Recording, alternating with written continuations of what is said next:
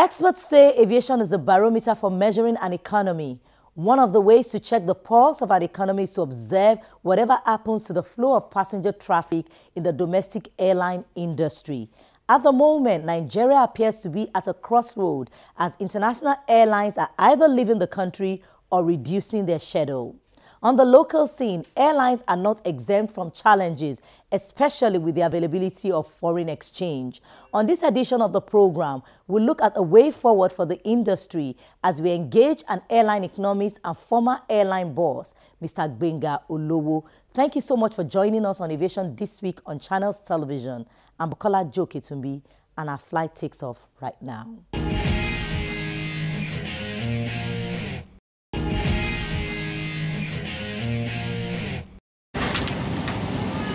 This is a recent picture aboard an international flight inbound Lagos. A picture of low patronage from Nigerians. From July the 1st, the UAE carrier Emirates reduced its frequencies to Lagos from 2 daily flights to just 1, as American carrier United extended the Nigerian market, saying it couldn't repatriate its funds from the central bank. Spanish carrier Iberia has earlier pulled out of the country.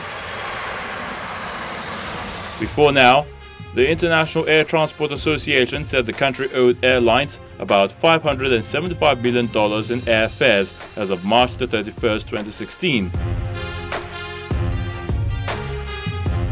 The foreign exchange regime in the country has made it difficult for airlines to make the kind of profits of the past and now losing a sizable amount of money to the exchange rate regime.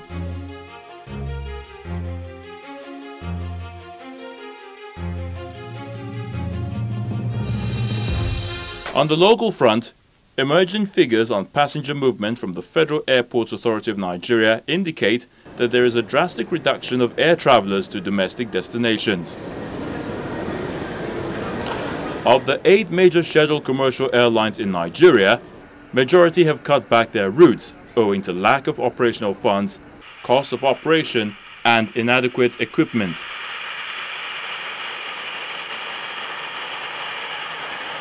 For example, most of the Nigerian airlines that fly to Ghana have cut back their operations on the domestic routes. Aero operates from Lagos to Abuja, Port Harcourt and Warri because most of its aircraft are on maintenance or aircraft on ground. One of the factors responsible for this cutback includes the high cost of aviation fuel. The airlines have said if the price of aviation fuel continues to stay at the present average price of 150 naira per litre, it spells doom for operators.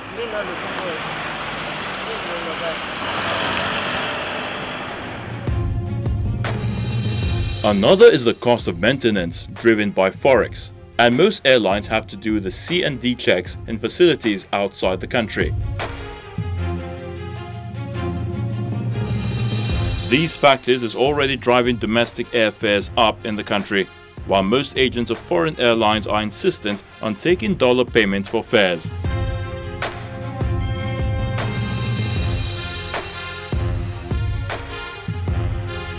Foreign airlines have now increased the cost of air tickets by about 70% to reflect rising cost of doing business in Nigeria. This has prompted the regulatory authority to defend itself in the face of recent events. The Nigerian Civil Aviation Authority in a statement explained that the recent increase in airfares by domestic airlines was in response to the high cost of operation.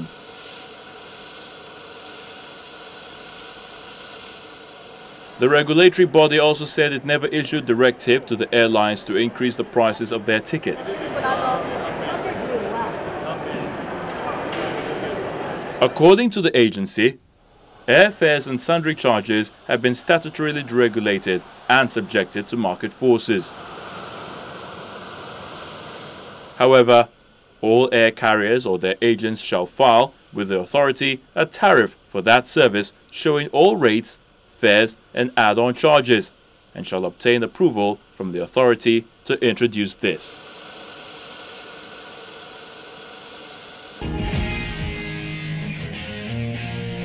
The secondary foreign exchange market value remains the reality for both local and foreign airline operators as they ply their trade in Nigeria. And right now, as foreign airlines pull out of Nigeria, our guest says it's just to cut their losses quickly. How can local airlines take advantage of this exit? There is more from our guest. It's so unfortunate that some of these airlines have to withdraw. They need not take such action in a haste.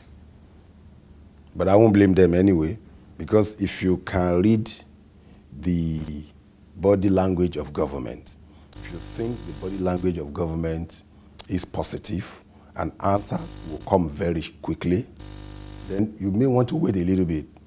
But it does look as if the body language is not positive and the airlines want to cut their losses quickly. Airline losses must not be sustained for too long.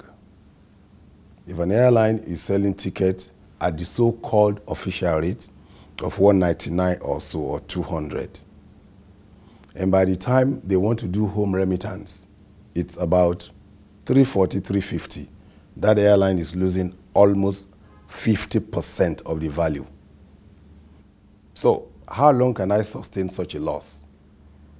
I'm thinking that the dollar is coming to New York as an airline, and 50 cents is coming. And I'm not sure whether that 50 cents will be real. Maybe it's going to become 1 cent. I better cut my loss and quickly leave. That's what United did. And I hope the others don't, if government will quickly face the reality in the sector.